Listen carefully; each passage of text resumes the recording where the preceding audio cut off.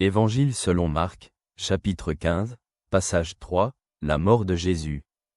Et à la 9e heure, Jésus s'écria d'une voix forte, « Éloi, Éloi, lema sabachthani » ce qui signifie, « mon Dieu, pourquoi m'as-tu abandonné » L'entendant, certains des présents disaient, « Regardez, il appelle Élie. » Quelqu'un courut, remplit une éponge de vinaigre, la mit sur un roseau et lui donna à boire, disant, « Attendez, voyons si Élie vient le descendre. » Mais Jésus poussa un grand cri et rendit l'esprit.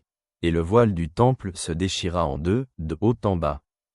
Or, le centurion qui se tenait en face, voyant qu'il avait ainsi rendu l'esprit, dit, « En vérité, cet homme était le Fils de Dieu. » Réfléchissons-y ensemble. Dans ce passage de l'Évangile, Jésus prononce ces dernières paroles sur la croix, « Éloi, Éloi, lema sabachthani » qui sont traduites par « Mon Dieu, pourquoi m'as-tu abandonné » C'est l'expression d'une profonde souffrance et d'un sentiment d'abandon par Dieu, bien que Jésus sache que sa mort fait partie du plan divin pour le salut de l'humanité. L'appel de Jésus est à la fois un acte de douleur humaine et l'accomplissement de la prophétie du psaume 22, qui commence par des mots similaires. Jésus meurt seul sur la croix, et sa mort a une signification spirituelle profonde. Après sa mort, un phénomène miraculeux se produit. Le voile du temple se déchire en deux, de haut en bas.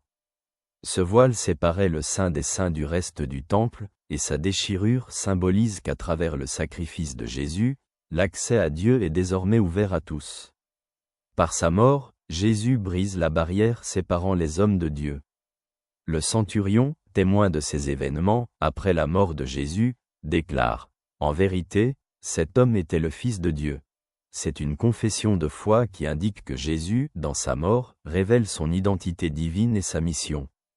Bien que Jésus meure dans la douleur et la solitude, sa mort offre un nouvel espoir à l'humanité. Du point de vue des défis actuels, ce passage rappelle la profondeur du sacrifice de Jésus. Jésus montre combien son amour pour nous est immense et combien il s'est sacrifié pour notre salut. Quiconque contemple la croix y discerne non seulement la souffrance, mais aussi la victoire sur le péché et la mort.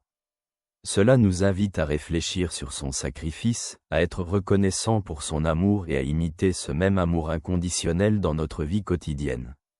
Sa mort n'est pas une fin, mais le début d'une nouvelle vie offerte à quiconque croit en son nom.